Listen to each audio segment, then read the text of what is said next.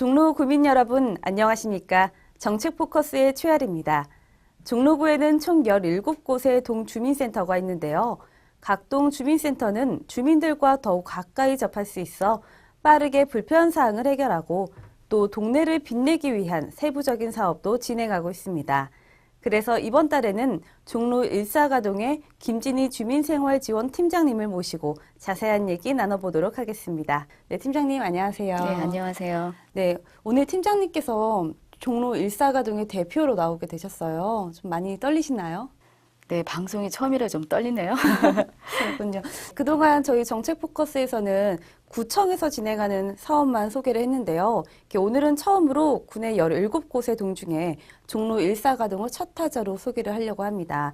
팀장님께서 방송을 보시는 구민 여러분에게 종로 일사가동이 어떤 동인지 좀 알려주세요. 네, 일사가동은 그 서울 한복판인 종로에서도 가장 중심에 자리 잡고 있습니다. 뭐 인사동이나 종각, 종묘, 탁월공원 같은 그 세계적인 명소가 곳곳에 위치하고 있고요.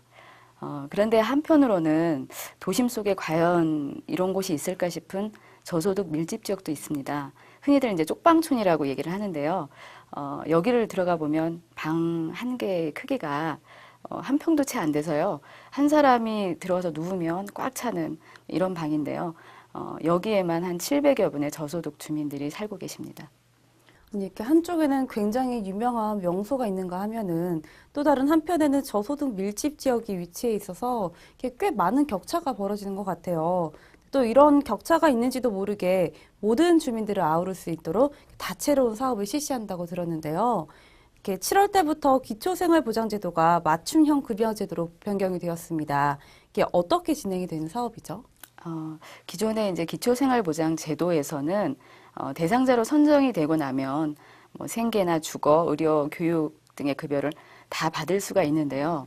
그 역으로 그 선정 기준에서 10원만 초과가 되더라도 이 모든 혜택이 박탈되는 이런 문제점이 있었습니다. 그래서 이런 문제점을 이제 보완해서 7월 1일부터 시행하고 있는 것이 맞춤형 급여입니다. 네, 사실은 이렇게 전국적으로 변경되는 사항에 대해서 홍보를 열심히 하고 있긴 하지만 어르신들께서는 모르실 수도 있거든요. 이렇게 맞춤형 급여 제도를 좀 간단하고 알아듣기 쉽게 설명 좀 해주세요. 네, 그 맞춤형 급여 제도가 기존의 기초 수급 제도와 그 달라진 점은 크게 두 가지로 말씀드릴 수가 있는데요. 첫 번째는 그 전에 기초 수급 제도에서는 모든 걸 다 받던가 아니면 하나도 받을 수 없는 이런 문제점들이 있었잖아요. 그래서 맞춤형 급여에서는 생계, 주거, 의료, 교육 급여를 급여마다 그 선정 기준이 단계적으로 마련이 돼 있어서 뭐 한 가지만 받으실 수도 있고 생활이 조금 높으신 분들은 아니면 다 네 가지를 다 받으실 수 있고 이렇게 다양화되었다는 게 그 하나고요. 두 번째는 부양의무자 그 기준이 중위소득까지로 대폭 인상이 됐습니다.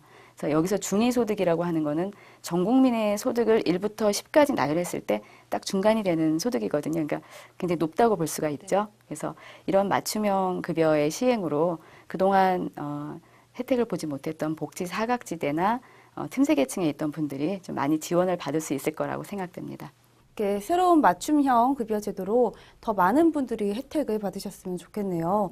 그리고 요즘 날씨가 좋아서 그런지 나들이 가는 분들이 굉장히 많으신데 어르신들께서는 마냥 더운 날씨일 수도 있고 또 조금만 움직여도 힘들 수도 있거든요.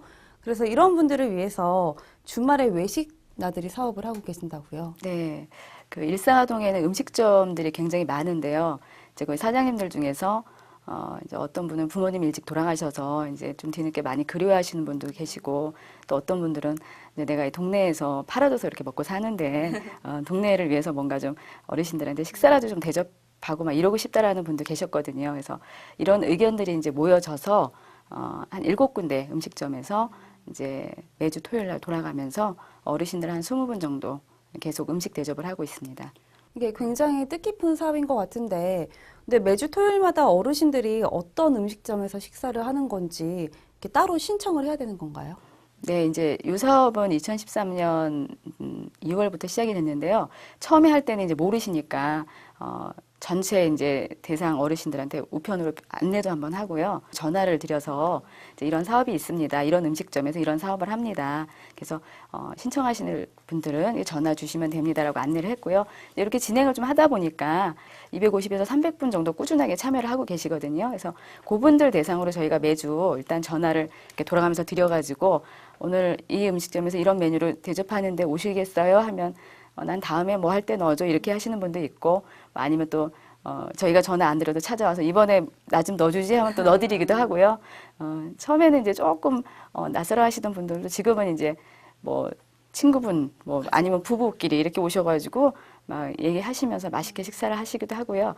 사실 한여름이나 한겨울에는 좀 어르신들 이동할 때 위험이 있기 때문에 잠시 중단을 하는데 그런 때도 와서 또 해달라고 하시는 분도 있고 그래요. 네. 이렇게 매주 토요일마다 어르신들끼리 식사도 하시고 도란도란 이야기도 하시고 너무 좋은 것 같아요. 네, 다음 질문 드리겠습니다. 이렇게 물가가 점점 상승세를 보이고 있습니다. 이럴 때는 이제 쪽방촌이나 고시원에서 생활하시는 분들은 경제적 부담이 커질 수밖에 없는데요.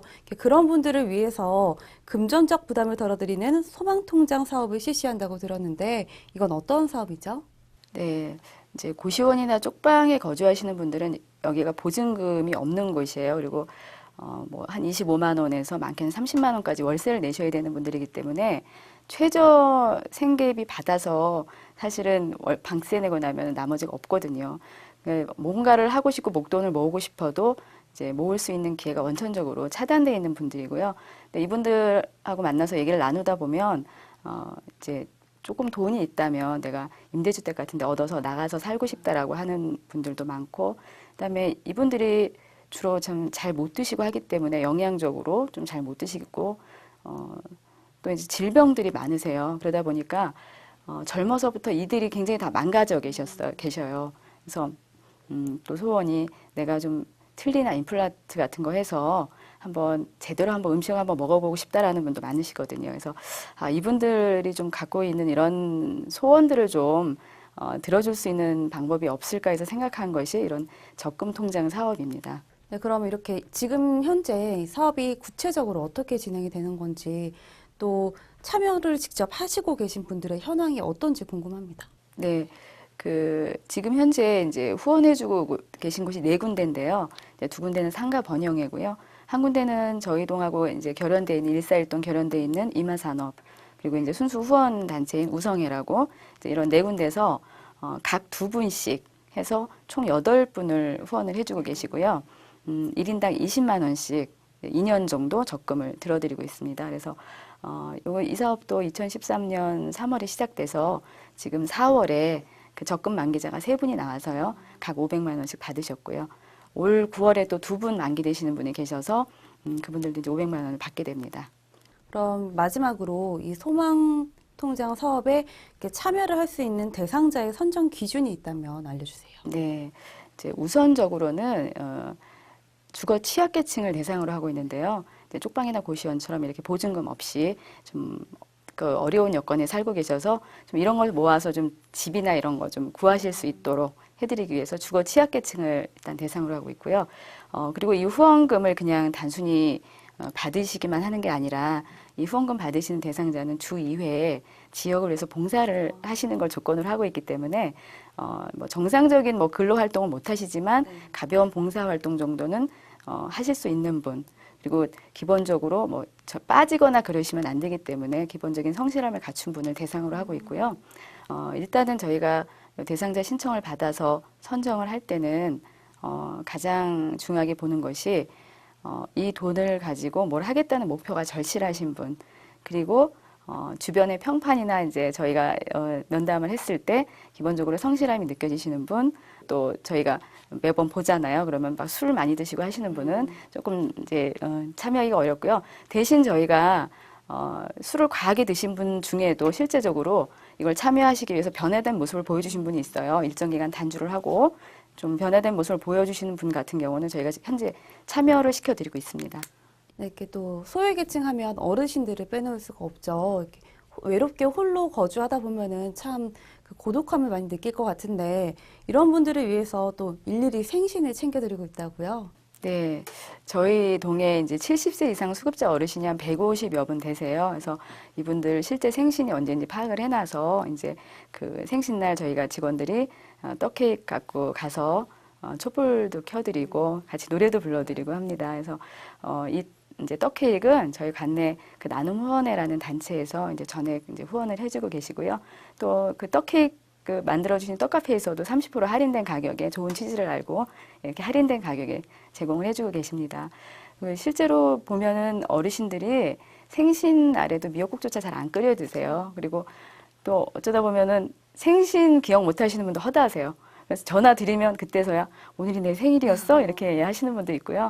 처음에는 이제 떡 케이크 갖고 이제 간다 하면은 쑥스러워 하시면서 뭘 그런 걸 안 해도 된다고 말씀을 하시는데 막상 갖고 가서 노래 부르면 같이 따라 부르시고 뭐 눈물 보이시는 분도 있고 뭐 고아라 이런 거 한 번도 해본 적이 없다라고 하시는 분도 있고요.